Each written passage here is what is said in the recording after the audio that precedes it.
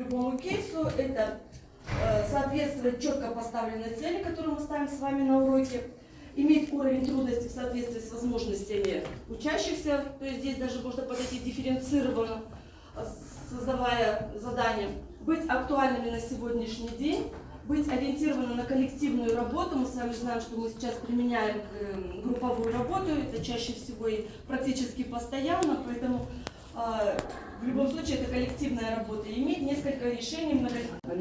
Бізде Сәуле Әбілбашарқызы, математик мұғалім, педагог, модератор, жас маман. Одан кейін Кендеш Жұмағалиевна, бастауыш сынып мұғалімі, педагог, зерттеуші мұғалім. Одан кейін Гүлнар Советовна, ағылшын тілі пәні мұғалім, педагог, сарапшы, физика пәнінің мұғалімі Лаура Молдағазиевна, педагог, сарапшы, және де Айғаным Болатбековна, ағылшын тілі пәні мұғалімі, педагог, модератор. Міне, осы кісілерді таңдаған себебіміз, өйткені осы кісілердің барлығы мұғалім балалары нәтиже көрсетіп, сіздерге тілді ашықтап сөйлеуін бар. Қазір өздерінің әдіс тәсілдерімен, дарынды оқушылармен қалай жұмыс жасау бойынша сіздермен өздерінің тәжірибелерімен бөліседі. Бірінші бізде дарындылық, оны қалай анықтаймыз, одан кейін оны анықтау, одан кейін оны ары қарай оқыту, сол бойынша қазір 3 бөлімде жұмыс жасаймыз.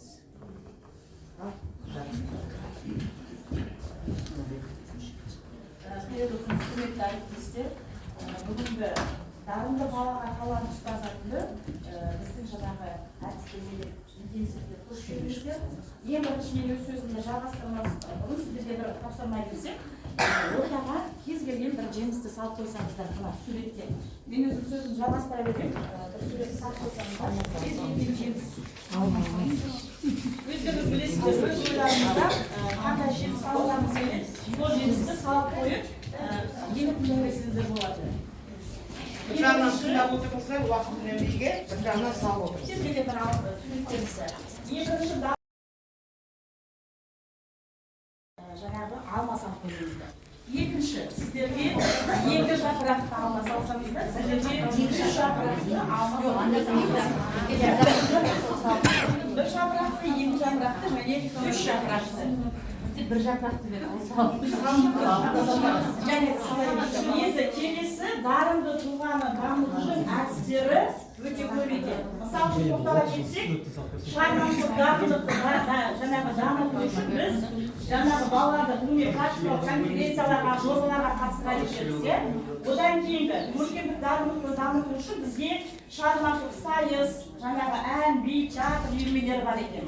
Одан кейін интеллектуалды дамыту үшін біз жаңағы әртүрлі интеллектуалды ойындарға қатысамыз, әртүрлі ойындарға қатысамыз. Ал психомоторлық дамыту дегенімізде ол біздің мысалы үшін спартакиадалар, жаңағы әртүрлі президенттік тесттарға қатысып жатса, ол жол осы дамытуға жатады екен. Келеміз академиялық дарындық дегеніміз ол факультатив, таңдамалы, қолдамалы курстар және әртүрлі олимпиадалар екен.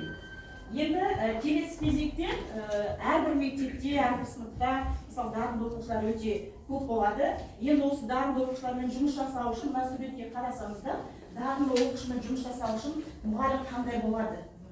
Мына суретке қарасаңыздар, немен байқауға болады?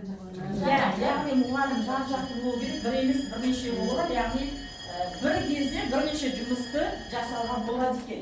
Яғни осы талант жаңа дарынды оқушыны дамыту үшін талантты мұғалім қажет. Ол мұғалім қандай болу керек? Шебер мұғалім, зерттеуші, жаңашыл, әдіскер, көшбасшы және шығармашыл мұғалім болу керек екен. Енді жаңағы дарындылық туралы айтып жатырмыз. Біздің келесі бізде жаңағы дарынды оқушыларымыз енді барлық мектепте бар. Сол енді біз өзіміз дарынды балаға талант ұстаз деп осындай клипбукта арнайы кітап сияқты презентация жасадық. Бұл презентацияның ішінде мағыларымызда тұрған жаңағы 3D ашық хаттағы оқушылар және басқа да оқушылар, біздің дарынды оқушыларымыз осында салды. Жаңағы бұнда бізде республикалық жаңағы ауыл олимпиадаларынан орын алғандар, облыстан алғандар, содан кейін жаңағы президенттік олимпиаданың облыстық кезеңіне қатысқан оқушыларымыз, барлығы осындай, сонымен қатар ғылыми жобалар, ғылыми зерттеу, шығармашылық конкурстарының жаңағы республикалық жаңағы кезеңіне қатысып жүлделі орын алған оқушыларымыз барлығы осы презентацияның ішінде бар. Ол мұғалімдеріміздің барлығы осы дарынды оқушылар шығарған мұғалімдеріміз не бүгінгі жаңағы әдістемелік интенсивке қатысып отыр. Келесі жаңағы мына презентация қарасаңыздар, кейбір жерде бір бала бірнеше жаңағы салаға әртүрлі дарындылықтың түрлерін бойында бар, яғни әртүрлі дарындылыққа қатысқан балаларды байқауға болады. Келесі, мына жерде біздерді математика саласы жағынан, одан биология пәні бойынша республикалық олимпиадаларға қатысып жатқанымыз өте көп. Және сонымен қатар спорттан, біздің мектепте спорт өте жоғары дамыған, спорттан балалар өте облыстық олимпиадаларда мысалы үшін көп орындар алып жатады. Келесі, және сонымен қатар қазіргі ұлттық құндылыққа байланысты қазір бізде дамыған көбінесе бесасық, сонымен қатар жаңағы тоғызқұмалақ, асық ату деген өте керемет, біздің мектепте керемет оқитын оқушыларымыз бар, жаңағы жоғары нәтиже көрсетіп жатқан оқушыларымыз өте көп. Енді қысқаша түрдегі дарындылыққа тоқтадым. Енді жаңағы сурет бойынша түйіндей кетсек, жаңағы бірінші суретте сіздерге жай ғана өздеріңіз не салу керек болды сіздерге? Жай ғана жеміз. Бірінші топ алма салдық, екінші тобымыз алма салыппыз, үшінші тобымыз жүзім. Енді бұл суреттен қандай түйін шығара аласыздар? Бұл суретті не үшін салдыңыздар? Сіз мысалы үшін, сіздер не үшін алма салдыңыздар? Сіздер жүзімді көп балаларға береміз ғой.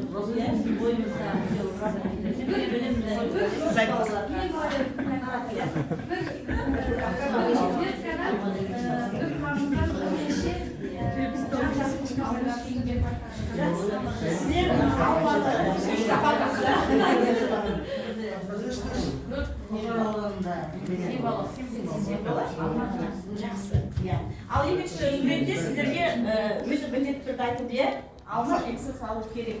Енді осыдан қорытындылай келсек, бүгінгі сабаққа байланысты не қорытындылай аласыздар? Бірінші сурет пен екінші суреттің арасында айырмашылық. Жемістің берген бұл. Мақсатты тапсырмады бұны. Негізі дұрыс айтасыз. Бүгінгі жаңағы біздің мақсат, бірінші суретте біз мақсат берген жоқпыз. Әркім өз ойынан салды. Екінші суретте сіздерге мақсат берді. Бір жапырақ салыңыз, екі жапырақ салыңыз, үш жапырақ Әр салыңыз. оқушыны бағыт арқылы, мақсат арқылы бағыттап бір нәтиже шығару. Өте дұрыс айтасыз. Яғни бүгінгі дарындылыққа, жаңағы дарындылықты дамыту үшін міндетті түрде мұғалім алдына мақсат қою керек. Және бүгінгі бізді жаңағы интенсивті, жаңағы әдістемелік, жаңағы интенсивті негізгі мақсаты, яғни дарынды оқушыны анықтау, және дарынды оқушымен қалай жұмыс жүргізу керек, сол туралы енді келесі сөзді біз жаңағы өзіміздің әріптестерімізге береміз, сол туралы әрі жалғастырады. Назарларыңызға рахмет.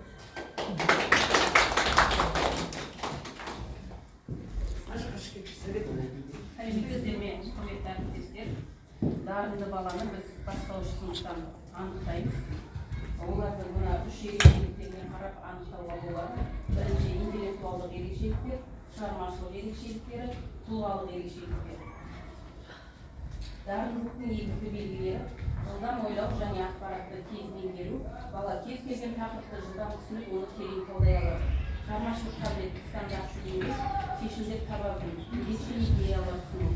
Зерттеушілік қасиет, жаңа нәрселерге қызығу, көп сұрақ қою, ғылыми тәжірибелер жасауға ұмтылу. Көшбасшылық дағдылары, ұйымдастыру қабілеті жоғары, өз ойын еркін білдіреді. Жоғары мотивация, білім алуға деген құштарлық, жаңа нәрсені үйренуге талпыну. Әрбір бала шам тәріздес. Сол шамды жағу ол ұстаздың қолында. Негізгі 5 әдісті бөліп көрсеткіміз келеді. Соның ішінде бірінші психологиялық тесттер, IQ тесттер, шығармашылық тесттер. Екінші ол мұғалімнің бақылауы. Үшінші сұхбат және сауалнама жүргізу арқылы. Төртінші олимпиадалар мен конкурстарға баланы қатысу арқылы. Және ерекше атап өткіміз келеді, ол портфолио әдісі. Бұл баланың шығармашылық, ғылыми және жобалық жұмыстарын жинақтап, сараптау арқылы жүзеге асады. Негізгі мақсаты оқушының жетістіктерін жүйелі түрде тіркеу, дарындылық деңгейін анықтау, оқушының қабілеттерін жан-жақты дамыту және оқу үрдісін жекелендіру. Ал енді сіздерге қазір дарынды баланы анықтаудың американдық психолог Пол Торенс жасаған Торенс тесті арқылы көрсеткім келеді. Торенс тестінің 3 мақсаты бар. Баланың ойлау икемділігін, ерекшелігін және түпнұсқалығын оқушының шығармашылық әлеуетін айқындау, тұлғаның қиял мен стандартты емес шешім қабылдау қабілетін тексеру. Торенс тестінің түрлері теріс негізгі 2 форматта өткізіледі. Бірінші, вербалды сөздік тесттер, сұрақтарға жауап беру, әңгіме құрастыру, берілген сөз тіркестерін толықтыру секілді тапсырмалар. Екінші, графикалық, бейнелі тесттер, сурет салу, нұсқаларды толықтыру және заттар ойлап табу секілді тапсырмалар беріледі. Торенс тестінің негізгі тапсырмалары: суретті аяқтау, бастапқы элементі беріледі, бала ары қарата өзі бір қиялына мағыналы сурет ойлап шығарады. Екінші, ойдан шығарылған суретті көрсеткен заттардан басқаша бір әдістер арқылы үшінші, қиялды әңгіме, өзінің қиялы арқылы әңгіме құрастыру. Төртінші, фигураларды түрлендіру. Торенс тестінің бағалау критерийлері: бірінші, икемділік, бала қаншалықты әртүрлі идеялар ұсына алады. Екінші, ерекшелік, ұсынылған идеялардың стандарттан тыс болуы. Үшінші, дамытушылық, идеялардың толық және жан-жақты сипатталу. Төртінші, қиялы. Енді сіздерге осы Торенс тестінің негізгі тапсырмаларынан сіздерге суретті аяқтау, қиялды әңгіме құрастыру, фигураларды түрлендіру туралы сіздерге тапсырма беруге жұмыс жасаңыздар.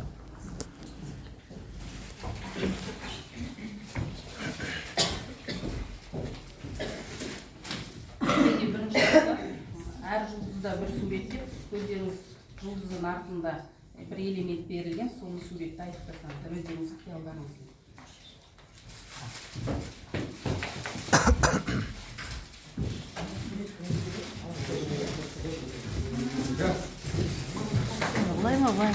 Нам аяқтауымыз керек.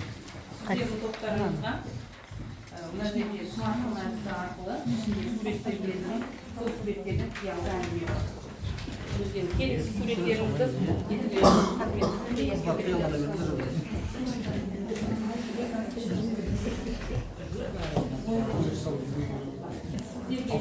логикалық тапсырма.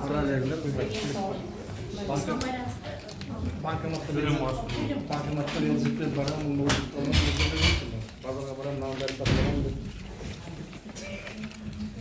Сіздер суретте неше шаршы көріп тұрсыздар? Жазыңдар. Жоқ, жалпы айтыңызшы, неше шаршы?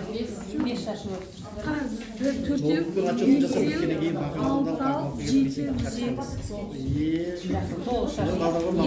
4 аяқшаны қозғау арқылы маған 10 шаршы жасап беріңіз. Осындай логикалық тапсырма.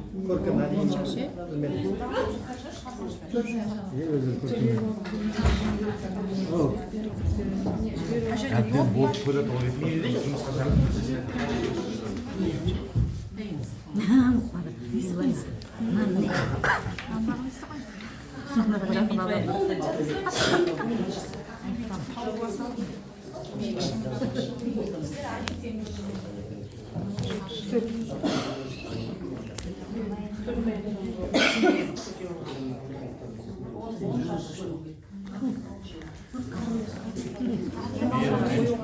мен ноутбук бердіңіз жұмыс істеу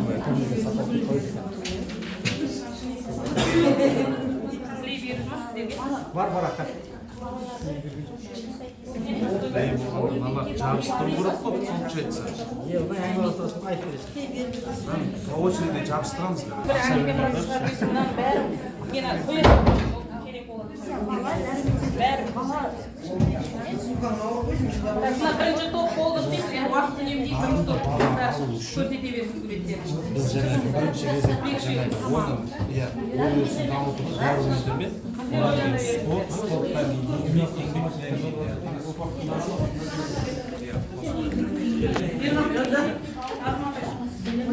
білім сол алған нәтижесінде бастап жалғастырып отырсақ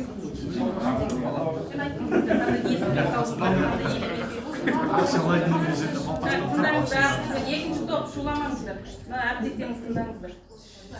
Міне мына сізді таудың суреті мынадай ғана елбет берілген. Таудың суреті кез келген қолға итпен көрінгісі келеді. Сол сияқты біз ұстаз болғандықтан оқушыларымызды итпен көргенді қалаймыз. Маған міне қара сурет берілген, мен енді оны да талғайлатып, мына жерде өзімше жұмсақ қойдым. Өзім таудың етегінде тұрғаннан кейін тау баласы тауға қарап өседі. Алар асуларымыз биік болсын деп, мұғалім болғаннан кейін оқушыларға күнімізді шашып жүре берейік, шәкіртіміз өзімізден биік болсын деп жоғарғы болсақ қойдым. Бағаннан бір жағынан қысқа ұстады, бірақ та мен бірінші наурыз алғыс айту күнде шын жүректен осы мектепке алғыс деп жүрек Менде мынандай сурет болды, енді біз ұстаз болғандықтан үнемі движение жүрек деп сақтадым транспортта. Мен мынандай сурет міне, енді әр алдымыздағы оқушылар әртүрлі болғанмен, бәріміз жаңағы береке бірлікте болайық, мақсатымыз бір болсын. Бізде осындай суреттер берілді, біз осындай ретімен қойдық. Бізге бірінші суретте бала көрсетіп тұр ғой енді. Біз дарынды бала алу үшін ең бірінші кезекте миға баратын витаминдер былай айтқан, дененің саулығы, мидың саулығы былай айтқанда, витаминдер, одан кейін спорттан кейін жәнегі еңбек, бірінші кезекте еңбектену керек, оқушы үнемі ізденісте болу керек. Одан кейін жәнегі білімді арттыру, жалпы желірек көрсеттік бұны. Одан кейін ең соңында қолпаштап отыру баланы. Үнемі қолпаштап, жәнегі қолын созып отырса, бала одан нұрдың үстіне нұр, дарынды бола береді одан. Бұл әдісте әріптестер баланы сөйлеуге бағытталған, сурет беру арқылы бала өз қиялымен сөйлей үйренеді. Мені үшінші топтағы әріптестерімізге берілген тапсырма, мынандай логикалық тапсырма болатын. Мына жерде неше шаршы көріп тұрсыздар деген.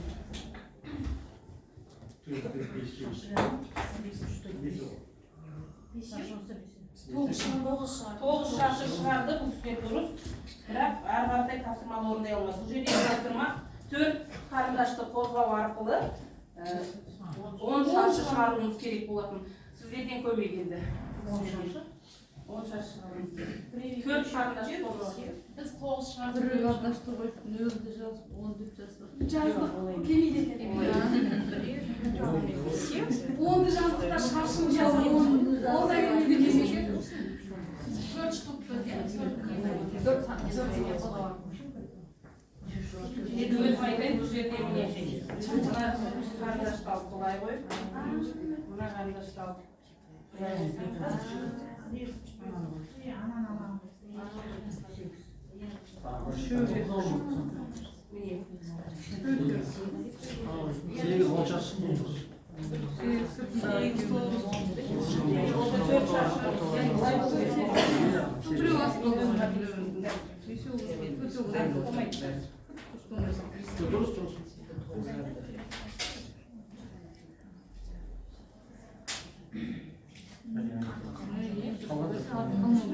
10 шаршы, мына қарасаңыздар 10 шаршы. Міне бұл тапсырмалар сіздерге берілді. Торин сетінің негізгі тапсырмалары, бұларды баланың шығармашылығын, және дарындылығын анықтауға қолдануға болады, және сонымен қоса мамандық таңдауда да қолдануға болады екен. Назарларыңызға рахмет. Сіздерге осы бағанадан айтқан бес тәсілдің психологиялық тесттерін көрсетіп жатырмыз. Және бір түрі болып, енді екіншісі ол IQ тесттер. IQ тесттер ол адамның логикалық, вербалды, математикалық және кеңістік қабілеттерін бағалауға арналған тесттер. Бұл тесттер дарынды балаларды анықтауда жиі қолданылады. Негізгі бағыттарын айтып кетсек, бірінші Векслер шкаласы. Бұл біз күнделікті сабақта қолданамыз, яғни белгілі бір тақырыпқа байланысты сұрақ қою арқылы. Мысалы, физикаға келетін болса, температура неше түрі бар деген сияқты, температура қандай әріппен белгіленеді, Қазақстанның астанасы қай қала, яғни белгілі бір пәнге, белгілі бір бағытқа арналған сұрақ түріндегі тесттер. Екінші, Райленнің прогрессивті матрицалары кеңістіктік және абстрактты ойлау қабілетін анықтайды. Логикалық байланыстарды табу арқылы фигураларды жалғастыруға негізделген. Бұл жерде суреттерден белгілі бір фигураны құрастыру. Үшінші, Кеттердің мәдениетке тәуелсіз тесті. Бұл жерде көбінесе баланың психологиялық жан дүниесін зерттеуге арналған, яғни ешқандай мәдениетке, ғылымға, пәнге бағытталмайды сұрақтар. Мысалы, егер сіз ауылда тұрсаңыз, қай жерде тұрар едіңіз, ауылдың шетінде ме, жоқ ауылдың ортасында ма, жоқ центрде тұрар едіңіз, жоқ өзіңізбен өзіңіз бір орманның ішінде үйде тұрар едіңіз дегендей. Қонаққа барсаңыз, сіз қонақта қандай қонақ болар едіңіз, бәрімен араласып, елді күлдіртіп жүретін ба, жоқ елмен қатарлас үндемей отыра беретін ба деген сияқты ешқандай пәнге, ештеңеге байланысты емес, жалпы адамның психологиялық жағын анықтайтын тест. Төртінші, Стэнфорд Бише шкаласы. Бұл жерде де логикалық, сурет түрінде сұрақтар келеді. Бесінші, Амхауэр интеллект құрылымы тесті. Ал бұл жерде нақты бір пәнге байланысты сұрақтар, яғни аналитикалық, математикалық және кеңістіктік ойлау қабілеттерін бағалайды.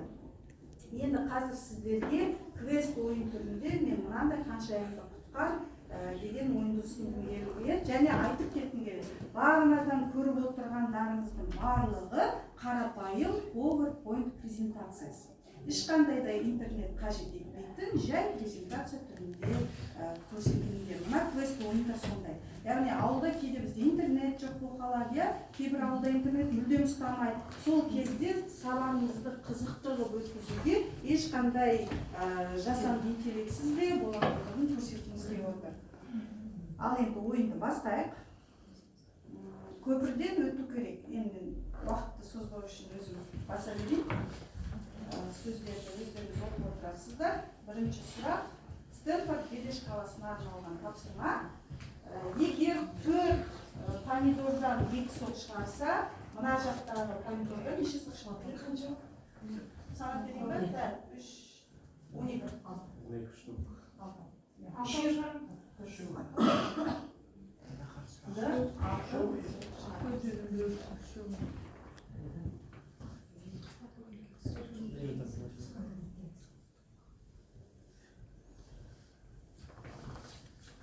Келесі сұрақ.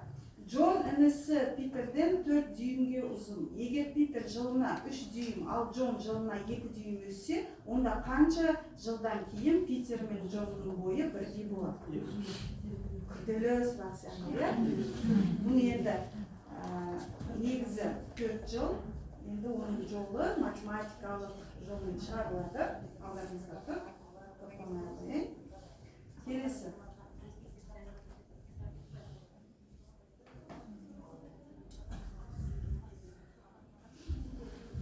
Сұрақ белгісінің орнына қандай фигура тұруы керек?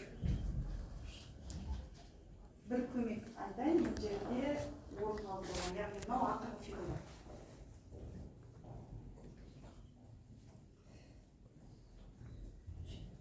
Он бір? Бие жауап. Негізгі жауап уақыт созбай қойды. Болады. Неге? Себебі мұнда қарасаңыздар, бірінші екіні қосады да бірді алып тастайды. Сосын 4-ті қосады да бірді алып тастайды. Мынау ең ақырғы фигура болғандықтан жалпы сан қанша болу керек мұнда?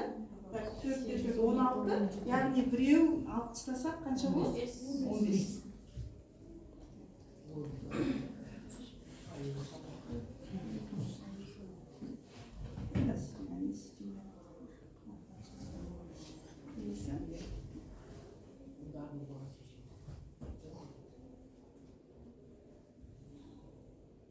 Қандай нұсқалықта таразыны теңестіреді? Bir қағаз 4-те болса, 2. 4 қағаз 4-те болса, 3.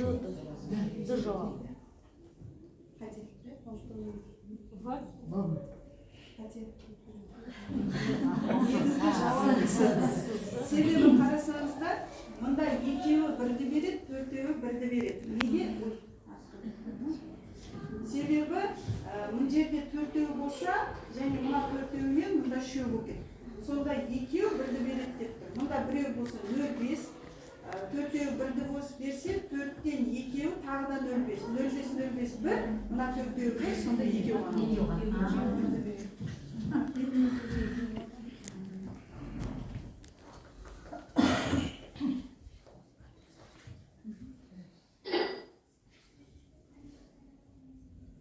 Мынау енді равеннің прогрессивті матрицалары.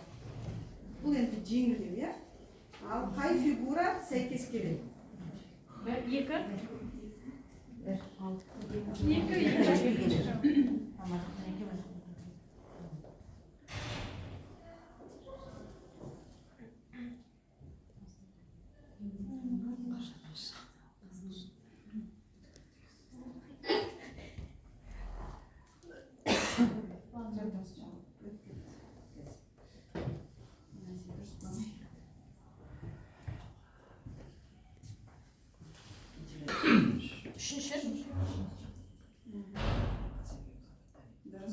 Себебі бұлай өсіп отыр, бұлай өсіп отыр, бұлай өсіп отыр, иә?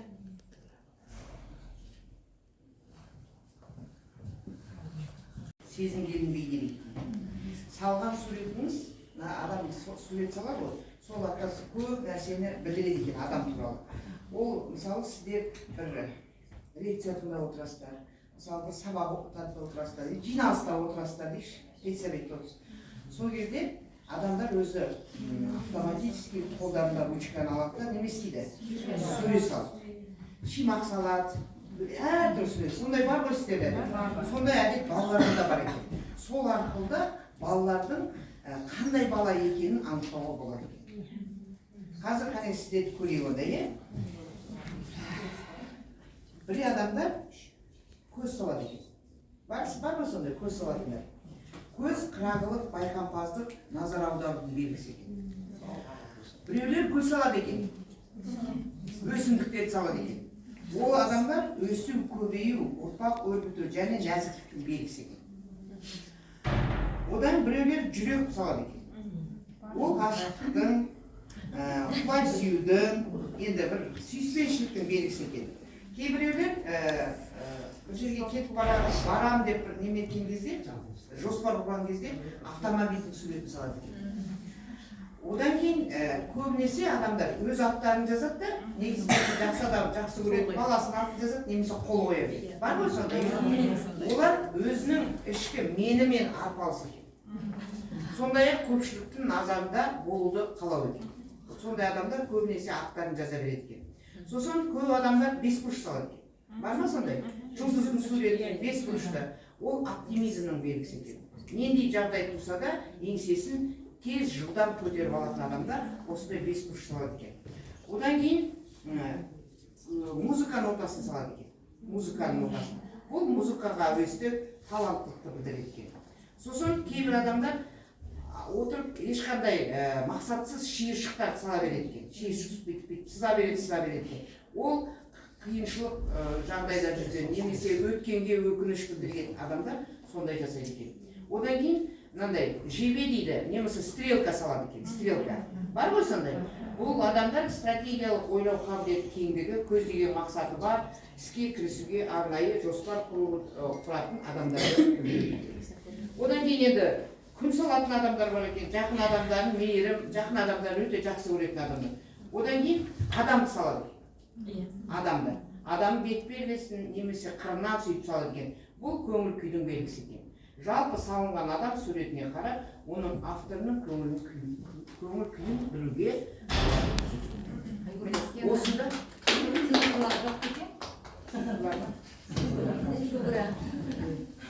жоқ екен. Шиыршық, спираль, ирек салғандарды жаңа айтып өттім ғой. Шимақтар, сызықтар, бұлар жан дүниенің тұмандығы екен. Алға ешқандай денесі салады. Жақсы, енді осыны мысалы өздеріңіздің оқушыларыңызда қолдануларыңызға болады. Енді бұндай нәрселерді бәріміз таңдап алғанымыз, жәнегі топқа бөлгенде де, міне серікту сәтінде де, осы сіздер өзіңіз дарындылықты, мысалы, немесе төмен балаларды, немесе жоғары балаларды анықтау кезінде қолдануларыңызға болады. Және де тағы бір қайткен қызардың алдында. Мына нәрсе бізде поле чудес деп неме деді ғой ақшалар. Барлық немеге қолдануға болатын нәрсе өздеріңіз білесіздер. Қазір алдарыңызда геометриялық фигуралар жатыр ғой сіздер, не? Ол босқа қалықтамасын, соған өздеріңіздің жалпы бүгінгі әдістемелік неме туралы өздеріңіз жазып, мына біздің үйлеріміз, киіз үйлерімізге лақтырып кетулеріңізге болады. Көп адамдар енді айта алмай қалдыңыздар ғой көп нәрсе. Сол бір сөздер, бір жақсы немелеріңізді, или қандай да болсын бір неме болса, мүмкін бірдеңкені ұсыныстарыңыз болатын шығар. Солардың бәрі осы біздің қазақ үйімізге тастап кетулеріңізге болады. Біз енді дарынды оқушыларды таныдық, олар кімдер екен, олардың түрлерімен таныстық, қандай дарын, академиялықтардың ба, шығармашылықтардың ба, осы дарынды оқушыларды анықтай келе, біз енді олармен кім жұмыс жасайды, әрине біз табысты ұстаздар. Енді біз осындай 3 топқа бөлу арқылы әр топтан бір ұстаздан мен табысты ұстазбын деген бір кісі орнынан тұрып, өзінің 3 қасиетін. Мен табысты ұстазбын, себебі менің осындай 3 қасиетім бар деп айтып кетсеңіздер. Ауызша.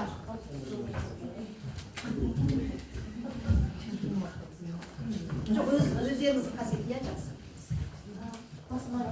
Мен табысты ұстазбын, себебі менің мынандай 3 қасиетім бар. Мен табысты ұстазбын, себебі мен әрдайым да ізденістемін, білімге құштармын және білімімді балаларға берген жақсы көремін. Өте жақсы. Және 2 топ. Бір адам жеткілікті бір Мен табысты ұстазбын, себебі әрдайым жақсы көремін, ізденіп жүремін и білімді арттырамын. жақсы. Мен табысты ұстазбын, алға қойған мақсатымды орындаймын, өте ізденімпаз. Жақсы, өте жақсы. 3 топтан да бір нәрсені ойға түйуге болады, өйткені біз әрқашан педагогтар үздіксіз даму үстінде болатындығымызды 3 топтың шыққан адамда ол сол сөзді айтқысы келді, үздіксіз даму үстінде болатынымызды. Енді біз 3 топқа бөлу арқылы әрбір топқа тапсырма береміз. Ол тапсырманың қандай тапсырма болатынын сұрағын. Бірінші топқа жай бала мен дарынды баланың айырмашылығы ретінде. Екінші топта Талант ұстаздардың ерекшеліктерін айтыңыздар. талант ұстаздардың шебер ұстаздың ерекшеліктері. Үшінші топта топ сіздерді табысқа жеткізді. партия Табысқа жеткізді. табысқа жеткізді. Табысқа жеткізді. Дарынды бала мен жай бала. Талант ұстаздардың ерекшеліктері. Жай баланы айтатын болсақ, ол көп жыл болады, сыныпта достарымен сөйлесіп қарым-қатынаста жүреді. Көнбіс болады, не нәрсеге көне беретін. Одан кейін еркін жүреді, еш нәрсеге қызықпайды, ешқандай әсер етпейді оған. Немқұрайды болып қарайды, не нәрсеге. Сабақты жақсы оқитын бала деп, жай баланы осылай Жақсы, рахмет көрдім. Енді осы дарынды балаға мен өзім қоса кететін болсақ, өзімізде сыныптарымызда дарынды балалар отыр. Олардың бойындағы қасиеттердің бірі бір уақытта бірнеше іспен қатар айналыса алады екен, және ғалымдардың пайымдауынша дарынды балалардың миының биохимиялық электр белсенділігі жоғары екені айтылады. Және осы дарынды балаларымыз үшін білім алу дегеніміз ол таза ауамен тыныс алумен бірге. Енді қазір екінші топ пен үшінші топ қазір айтатын боласыздар. Оған дейін дарынды оқушыларға арналған оқытуды айтатын болсақ, жекелеген оқыту және қызығушылыққа негізделген оқыту және шығармашылық ойлауды дамытуға бағытталған оқыту. Бұны барлығымыз білеміз деп ойлаймыз, келесі. Және дарынды оқушылардың табысын қамтамасыз етуге қолдау және ынталандыру, жаңа мүмкіндіктер және қоғамдастықтың рөлі. Бұнда қоғамдастық деп отырғанымыз ата-аналар және осындағы бірлесіп, ата-аналар мен мектептің бірлесіп жұмыс жасауын осындай қоғамдастық деп айтамыз келесі. Дарынды оқушылармен жұмыс істеудің маңызы әрине барлығымыз, мен өзі математика пәні мұғалімі ретінде олардың ең біріншісі шығармашылық ойлауды дамыту, яғни олардың мысал үшін принципті бересің, бір оқушы шығарады, тура өзің қалай түсіндірдің, сол жолмен ғана шығарады, ал дарынды оқушымыз не істейді, ол өзінің ойымен логикасын қосады. Кішкене бір жері ұқсамай қалса, мысалмен ұқсамай қалса, басқа оқушылар шығармай қалады, ал дарынды оқушы не істейді, өзінің шығармашылық қабілетін қосып, өзінің ойын қосып, логикасымен есеп шығара алады, және жаңа технологияларды игеруге дайындық қоғамның дамуына үлес қосу. Дарынды оқушыларымыздың осындай ерекшеліктері бар деп етеміз. Әріптесіме сөз кезекті. Келесі кезекте қосымша бағдарламалар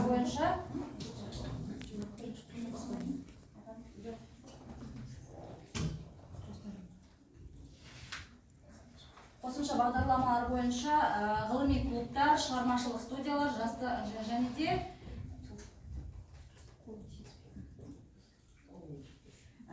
ғылыми жобалар, зертханалық жұмыстар және деректерді талдау.